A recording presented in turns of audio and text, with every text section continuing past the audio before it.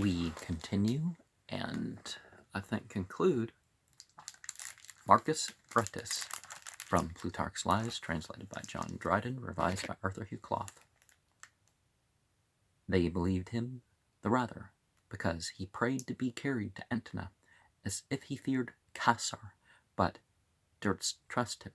They, overjoyed with their prey, and thinking themselves wonderfully fortunate, carried him along with them in the night, having first sent messengers to Antona of their coming. He was much pleased, and came to meet them, and all the rest that heard that Brutus was taken and brought alive flocked together to see him, some pitying his fortune, others accusing him of a meanness unbecoming his former glory,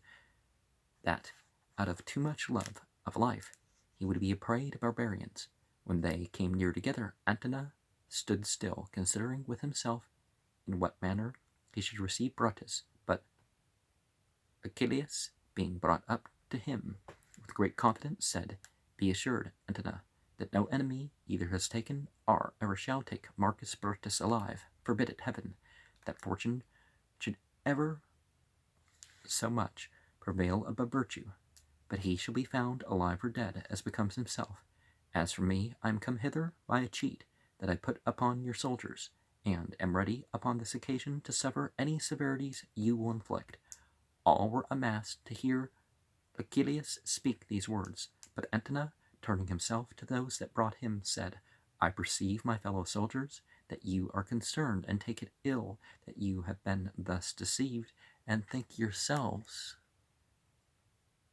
abused and injured by it, but know that you have met with a booty better than that which you sought, for you were in search of an enemy, but you have brought me here a friend. For indeed I am uncertain how I should have used Brutus if you had brought him alive, but of this I am sure, that it is better to have such men as Achilles, our friends, than our enemies. Having said this, he embraced Achilles,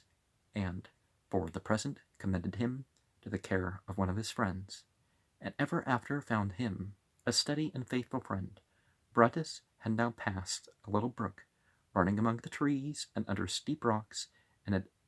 being night would go no further, but sat down in a hollow place, with a great rock projecting before it, with a few of his officers and friends about him. At first, looking up to heaven, that was then full of stars, he repeated 2 verses, one of which Volumnius writes, was this: Punish, great Jove, the author of these ills. The other he says he has forgotten, soon after naming severally all his friends that had been slain before his face in the battle. He groaned heavily, especially at the mentioning of Flavius and Labeo, the latter his lieutenant, and the other chief officer of his engineers. In the meantime, one of his companions was very thirsty, and saw Brutus in the same condition, took his helmet, and ran to the brook for water, when a noise being heard from the other side of the river, Volumnius, taking Dardanus, Brutus's armor-bearer, with him, went out to see what it was. They returned in a short space, and inquired about the water. Brutus, smiling with much meaning, said to Volumnius, It is all drunk, but you shall have some more fetched. But he that brought the first water, being sent again, was in great danger of being taken by the enemy, and having received a wound, but with much difficulty escaped. Now Brutus, guessing that not many of his men were slain in the fight, Statilius undertook to dash through the enemy,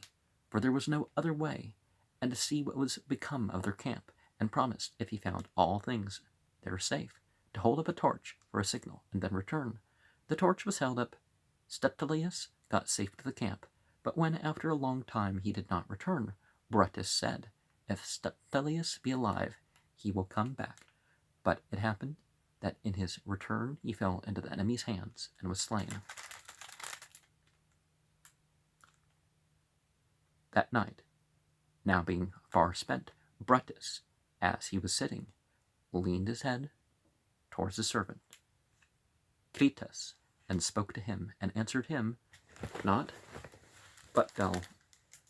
a weeping. After that he drew aside his armor-bearer, Dardanus, and had some discourse with him in private. At last, speaking to Volumnius in Greek, he reminded him of their common studies and former discipline, and begged that he would take hold of his sword with him, and help him to thrust it through him. Volumnius put away his request, and several others did the like, and someone saying that there was no staying there, but they needs must fly, Brutus, raising up, said, Yes, indeed, we must fly, but not with our feet, but with our hands. Then, giving each of them his right hand,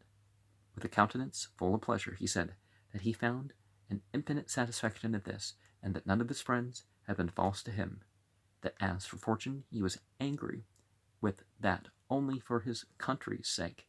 As for himself, he thought himself much more happy than they who had overcome, not only as he had been a little time ago, but even now in his present condition, since he was leaving behind him such a reputation of his virtue as none of the conquerors, with all their arms and riches, should ever be able to acquire, nor than they could hinder posterity from believing and saying, that being unjust and wicked men, they had destroyed the just and the good, and usurped a power to which they had no right. And Confucius said something, Confucius, or something like that is how you say his name. But Confucius said something to the fact of a noble man cares about the justice of a ruler. A small man cares about his country, or, makes the government about, the status of his country, so that, that sort of stuff. Getting rumbly in the tumbly here. After this, having exhorted and entreated all about him to provide for their own safety, he withdrew from them with 2 or 3 only of his peculiar friends. Strato was one of those with whom he had contracted an acquaintance when they studied rhetoric together. Him he placed next to himself, and taking hold of the hilt of his sword, and directing it with both hands, fell upon it, and killed himself. But others say that not he himself, but Strato, at the earnest entreaty of Brutus, turning aside his head, held up the sword, upon which he violently throwing himself, it pierced his breast, and he immediately died. The same Strato, Messala, a friend of Brutus, being after reconciled to Caesar, brought to him at once, at his leisure, and with tears in his eyes said, This, O Caesar, is the man that did the last friendly office to my beloved Brutus, upon which Caesar received him kindly,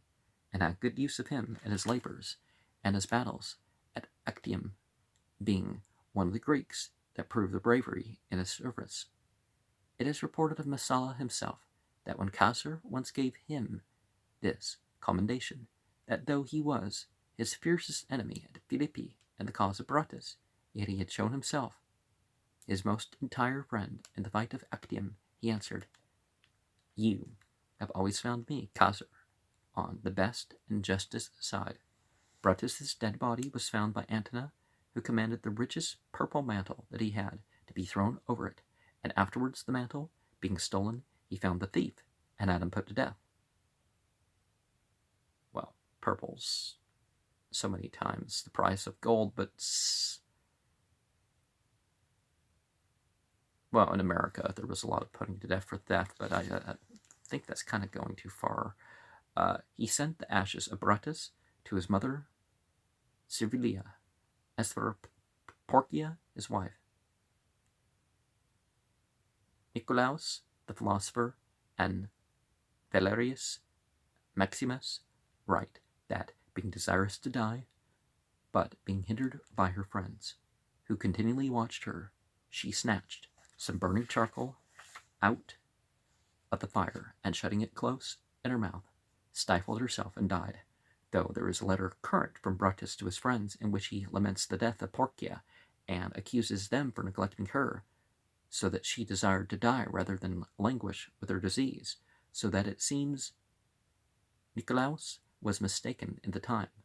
For this epistle, if indeed it is authentic and truly Brutus's, gives us to understand the malady and love of Porcia, and the way in which her death occurred. And, okay, people are responsible for their their violence to themselves and others and that sort of stuff. But people are also responsible for the situations they put people in, and you should regard the grave possibilities